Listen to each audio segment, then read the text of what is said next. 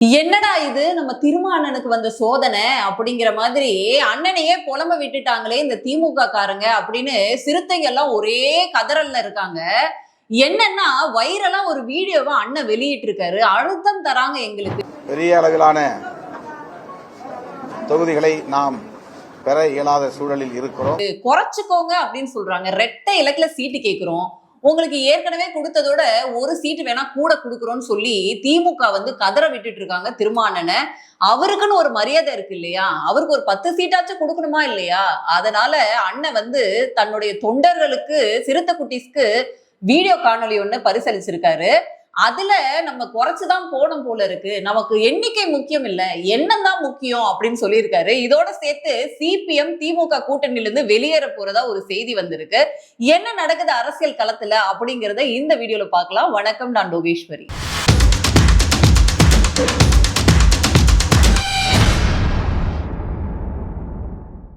எனக்கு ரொம்ப வருத்தம்ப்பா, திருமானனை போட்டு இப்படி எல்லாம் பண்றது, அழுத்தம் கொடுக்குறாங்க அப்படின்னு சொல்லிட்டு அவங்களோட தொண்டர்களுக்கு அண்ணன் ஒரு காணொலிய போட்டிருக்காப்புல. என்ன சொல்லியிருக்காரு அப்படின்னா, இந்த திமுக கூட்டணி தான் வெற்றி கூட்டணி அப்படின்னு சொல்லி கட்டமைச்சு ஒரு வருஷமா ஓன்னு பிரச்சாரம் பண்ணிட்டு இருந்தது இந்த திமுக.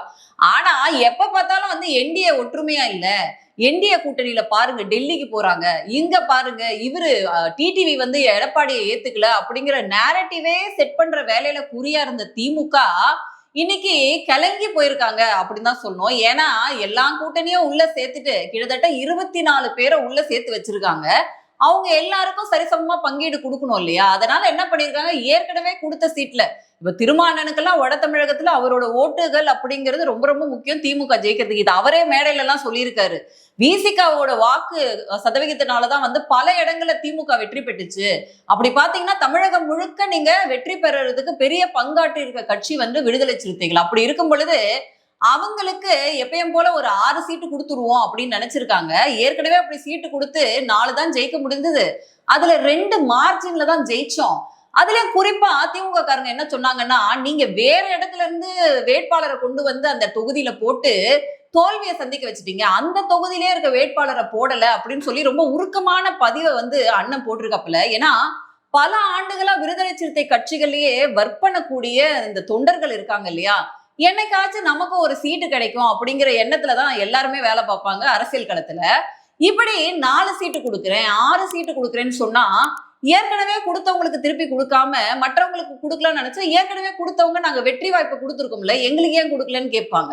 இப்ப புதுசா ஒருத்தர் கொடுத்தா ஏற்கனவே காத்திருப்பாங்கல்ல, அவங்களுக்கு எப்படி கொடுக்குறது? கிடைக்கிறதே 6-7 தொகுதின்னா எப்படி நான் பிரிச்சு கொடுக்கறது அப்படிங்கிற ஒரு வேதனைய குமுறலா வீடியோல போட்டிருக்காப்புல. இதுக்கு எல்லாத்துக்கும் காரணம் யாரு அப்படின்னா திமுக தான். அப்படி ஒரு அழுத்தம் கொடுக்குறாங்க. நாங்களும் குறைச்சுக்கிறோம், நீங்களும் குறைச்சுக்கோங்க அப்படின்னு சொல்லியிருக்காங்க அப்படின்னு சொல்லியிருக்காரு. அவ்வளவு இலகுவாக சந்தித்து இந்த அழுத்தத்தை யாராலும் தர முடியாது. எந்த கட்சியிலும் அது நடக்காது. இதுதான் வந்து இணக்கமான கூட்டணின்னு சொல்லி நம்மளெல்லாம் நம்ப வச்சுட்டு இருக்காங்க மீடியா மூலமா. சரி, நம்ம திருமானனுக்கு தான் 10 கேட்டா 7 தான் கொடுப்போம் அப்படின்னு சொல்லியிருக்காங்கன்னு பார்த்தா, சிபிஎம் இருக்காங்க இல்லையா, கடினமான முயற்சியில ஈடுபட்டு இருக்காங்க. எங்களுக்கு நாங்க கேட்கிற தொகுதியை நீங்க கொடுக்கணும், இது என்ன இது 5 தொகுதி தான் கொடுப்போம், கையெழுத்து போடுங்க அப்படின்னு சொல்லியிருக்காங்க. ஆனா வந்து கையெழுத்து போட மாட்டோம் அப்படின்னு உறுதியா இருக்காங்க. எங்களுக்கு 6 தொகுதியாச்சும் நீங்க கொடுத்தே ஆகணும், அதுலயும் நாங்க கேட்கிற தொகுதியை தான் நீங்க கொடுக்கணும் அப்படிங்கிற மாதிரி டிமாண்ட் எல்லாம் வச்சிருக்காங்க. இன்னைக்கு பரபரப்பு செய்தி என்ன அப்படின்னா, நீங்க மட்டும் நாங்க கேட்கிற தொகுதியை கொடுக்கலன்னு வச்சுக்கோங்க, நாங்க கூட்டணியில இருந்து வெளியே போறோங்க அப்படின்னு சொல்லிட்டு. நீங்க பாருங்க, கடந்த 2 நாள்ல மட்டும் ஏற்கனவே வேல்முருகன் அவர்கள் தமிழக வாழ்வுரிமை கழகம் இருக்கு இல்லையா, அவங்க வந்து வெளியே போறோம் அப்படின்னு சொல்லிட்டு அறிவிச்சிருக்காங்க. அதோட சேர்த்து திருமானன் இன்னைக்கு மன அழுத்தத்தை வெளிப்படுத்தி இருக்காரு. இதோட சேர்த்து சிபிஎம் நாங்க வெளியே போறோம், நாங்க கேட்கறத நீங்க கொடுக்கலன்னா நாங்க போய் தனிச்சு போட்டிடுறோம் அப்படின்னு கிளம்பி இருக்காங்க. இதுதான் உறுதியான கூட்டணியா அப்படின்னு கேட்கணும். சரி, இது இப்படி இருக்க திமுகவோட கதை இப்படி இருக்குது, மற்ற கட்சியெல்லாம் என்ன பண்ணுது அப்படின்னு பார்த்தோம்னா, புதுசா ஒரு கூட்டணி உருவாயிருக்கு. யாரு அப்படின்னா, ஐயா ராமதாஸ் அவர்களும் அம்மா சசிகலா அவர்களும் சேர்ந்து புது கூட்டணியை 234 தொகுதியிலும் நாங்க நிப்போம், எல்லாரையும் டெபாசிட் எடுக்க செய்வோம் அப்படின்னு சொல்லி இடையில ஒரு காமெடி டைம் பண்ணிட்டு இருக்காங்க. இருக்கிற வாக்கை இவங்க வேற பிரிச்சு வெற்றியில சேதாரத்தை உண்டு பண்ண போறாங்க அப்படின்னு மனக்குமரல்ல இருக்காங்க. உனக்கு என்ன கிண்டலா இருக்கா அப்படின்னு நீங்க கேட்கலாம். பட் ஆனா அப்படிதான் அவங்க பண்ணிட்டு இருக்காங்க. இருக்கிற ஓட்டை உடைக்க போறோம், எல்லாத்துலயும் நாங்க ஜெயிக்க போறோம் அப்படின்னு சொல்லிட்டு இருக்காங்க. என்ன நடக்குமோ அப்படின்னு தெரியல. அப்படியே கட் பண்ணி வந்தோம் அப்படின்னா, தேர்தல் களத்துல என்ன நடக்குது அப்படின்னா, திமுக எப்போதுமே சொல்ற நாங்க பலமா இருக்கோம், நாங்க தான் எல்லாத்தையும் மக்களுக்கு பண்ணியிருக்கோம், ஒவ்வொரு வீட்லயும் எங்களோட பயனாளர்கள் இருக்கிறாங்க அப்படின்னு சொல்லி அவங்களோட ஸ்பீக்கர்ஸ் வந்து ஒவ்வொரு டிபேட் ஷோவா போய் பேசிட்டு இருக்காங்க. ஆனா நீங்க எடுத்து பாருங்க, கரூர்ல பட்டி அமைச்சு உள்ள அடைச்சு வைக்கிற வேலையை பார்த்துட்டு இருக்காங்கன்னு பல காணொளிகள் வெளியாயிட்டு இருக்கு. ஒருத்தவங்க புதுசா ஆக்கிரமிச்சு ஷெட்டு போடுறாங்களே, மனித பெட்டி போடுறாங்களே, அதை வந்து தடுக்காதா? இன்னொரு பக்கம் பட்டு புடவை வேஷ்டி அப்படின்னு சொல்லிட்டு அவங்களோட டிஸ்ட்ரிபியூஷன் மெத்தட ஆரம்பிச்சிருக்காங்க. தேர்தல் பறக்கும் படை வந்து பறந்து பறந்து புடிச்சிட்டு இருக்காங்க. அண்டா குண்டா மட்டும் இல்லாம இன்னைக்கு ராஜபாளையத்துல புடிச்சிருக்காங்க. அந்த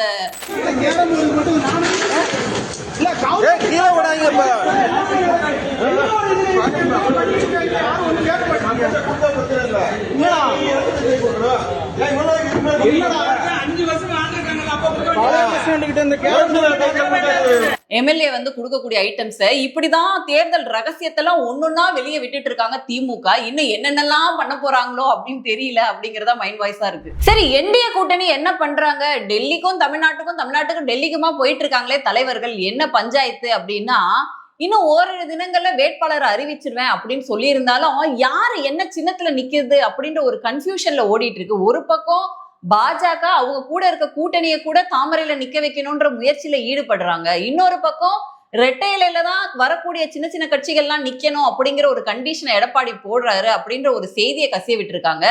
இன்னைக்கு டிடிவி தினகரன் அவர்கள் ஸ்ட்ராட்டஜியை டிஸ்கஸ் பண்றதுக்காக டெல்லியில அமித்ஷாவை பார்க்க போறேன் அப்படின்னு அங்க ஒரு பரபரப்பான பிரஸ் மீட்டை கொடுத்திருக்காரு. போன்ற கேள்விகள்லாம் கேட்டு எங்கள் நேரத்தை வீணாக்காதீர்கள். இந்த தேர்தலில் திமுகவை உறுதியாக தோற்கடிப்போம் என்டிஏ கூட்டணி. இங்க பியூஷ் கோயல் அவர்கள் தலைமையில சென்னையில இந்த சீட் ஷேரிங்கான விஷயங்களும் யார் யாருக்கு என்னென்ன தொகுதி அப்படிங்கிற டிஸ்கஷனும் போயிட்டு இருக்கு. எப்படியோ மண்டேக்குள்ள வந்து யார் யாருக்கு என்னென்ன தொகுதிகள், யார் எந்த சின்னத்துல நிப்பாங்க அப்படிங்கிற விஷயத்தை என்டிஏ அலையன்ஸ் வந்து அனௌன்ஸ் பண்ணிடுவாங்க அப்படிங்கிறது எதிர்பார்க்கப்படுது. இன்னொரு பக்கம் புதுச்சேரி எலெக்ஷனும் சூடு பிடிச்சிருக்கு அப்படின்னு சொல்லலாம். பாஜகக்கான ஒரு 9 வேட்பாளர்களை அறிவிச்சிருக்காங்க. அதுல அந்த 9 பேரோட லிஸ்டும் வெளியே வந்திருக்கு. சோ இங்க தமிழ்நாட்டுல மட்டும் இல்லாம புதுச்சேரியிலயும் வந்து பாத்தீங்கன்னா தேர்தல் களம் பரபரப்பை எட்டி இருக்குன்னு சொல்லலாம். அங்க அதிமுக 2 சீட்ல நிக்கிறாங்க. ஏற்கனவே என்ஆர் காங்கிரஸோட இருந்த பஞ்சாயத்துல வந்து என்ஆர் காங்கிரஸ் விஜயோட போயிடும் அப்படின்னு சொல்லி விஜய் ரசிகர்கள்லாம் வந்து போட்டு குஷி பட்டு இருந்தாங்க. பட் ஆனா என்ன சங்கதி அப்படின்னா, என்ஆர் காங்கிரஸ் பாஜக கூட்டணியில தான் சேர்ந்து நிக்கிறாங்க. சோ இங்க ஒரு கூட்டணி உடன்படிக்கையானது வந்துருச்சு. பாண்டிச்சேரியோடைய தேர்தல் களமும் சூடு பிடிச்சு அங்க வேட்புமனு தாக்கல்லாம் பண்ண ஆரம்பிச்சுட்டாங்க, பிரச்சாரத்தையும் ஆரம்பிச்சுட்டாங்க. வெற்றி வாய்ப்பு பிரகாசமா இருக்கு அப்படின்னு சொல்லிட்டு இருக்காங்க. இந்த தேர்தல் அப்டேட்டோட இன்னொரு விஷயமும் சேர்த்து பேசணும் அப்படின்னு நினைக்கிறேன். என்ன விவகாரம் அப்படின்னா, கடந்த சில தினங்களாக பாத்தீங்கன்னா எல்லா சேனல்லையும், யூடியூப் சேனல்ல கொஞ்சம் பிரபலமா இருக்கக்கூடிய எல்லா யூடியூப் சேனல்லையும் சவுக்கு சங்கர் அவர்களுடைய காணொலியானது வெளியாகி பரபரப்பா எல்லா சேனல்லையும் லட்சக்கணக்கில் வியூஸ் அள்ளிட்டு இருக்கு அப்படின்னு சொல்லலாம். நம்ம கூட அதை பத்தி பேசியிருந்தோம். பட் ஆனா அந்த காணொலியை நம்ம வெளியிடல.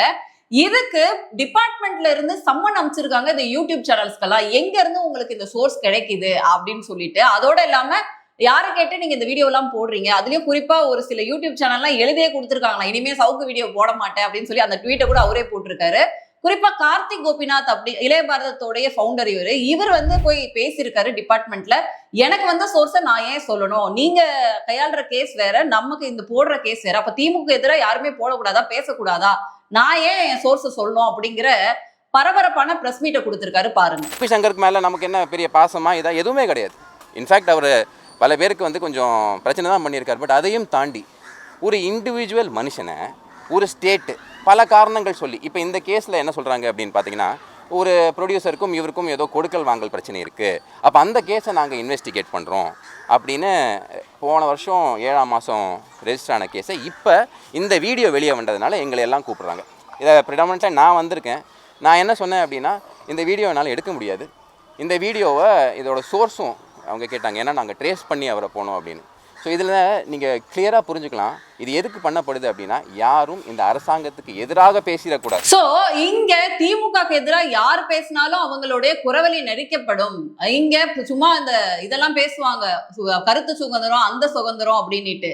யாரெல்லாம் திமுகக்கு சிங்சங் அடிக்கிறாங்களோ அவங்களால மட்டும் தான் பேச முடியும். இங்க லோக்கலி நடக்கக்கூடிய இந்த இஷ்யூஸ் எல்லாம் இருக்கு இல்லையா, பெண்களுக்கு எதிரான பாலியல் குற்றங்களாக இருக்கட்டும், அல்லது தமிழக அரசு செய்யக்கூடிய விஷயமா இருக்கட்டும், இல்ல மேடையில திமுக காரங்களை வச்சு மக்கள் கேள்வி கேட்கிறாங்க இல்லையா, இதெல்லாம் பொது வெளியில வரக்கூடாது, எல்லாரையுமே நம்ம வந்து அமிர்த்து வச்சிடணும் அப்படிங்கிற ஒரு எண்ணமா அப்படிங்கிற கேள்விய கார்த்திக் கோபிநாத் மட்டும் இல்ல, இங்க பல பேர் எழுப்புறாங்க. ஏன்னா தேர்தல் நடத்த விதிமுறைகள் வந்துருச்சுங்க, இன்னும் என்ன நீங்க வந்து திமுக அரசுக்கு வேலை பார்த்துட்டு இருக்கீங்க அப்படிங்கிற மாதிரி கேக்குறாங்க. சோ இங்க தேர்தல் களத்துல என்னென்னலாம் திமுக பண்ணியிருக்கு இது வரைக்கும், சும்மா வாக்குறுதியை கொடுக்குறேன்ற பேர்ல பொய்யான வாக்குறுதிகள் கொடுத்து மகளிர்ல இருந்து ஸ்டூடெண்ட்ஸ் வரைக்கும் எல்லாரையும் ஏமாத்தி வச்சிருக்கு அப்படிங்கறதுதான் செய்தியா இருக்கு. சோ இந்த அரசு வந்து பாதுகாப்பான அரசே கிடையாது. அதனால சவுக்கு சங்கர் போன்றவர்கள் வீடியோ வெளியிடும் பொழுது அரசுக்கு அது பாதகமா தான் இருக்கும். ஏன்னா இது வேற பல லட்சம் பேர்கிட்ட, முதலையாச்சும் ஒரு சேனல்ல போட்டுட்டு இருந்தாரு, இப்ப எல்லா சேனலுக்கும் காப்பி கொடுத்து எல்லாரும் போட ஆரம்பிச்சுட்டாங்க. அப்படிங்கிறதுனால அரசு பதட்டப்படுதுன்னு நினைக்கிறேன். எது எப்படியோ இன்னும் தேர்தல் காலத்துல என்னென்ன கூத்து நடக்க போகுது அப்படின்னு பொறுத்திருந்து பார்க்கலாம். மீண்டும் வேறொரு காணொளியில சந்திக்கிறேன். நன்றி, வணக்கம்.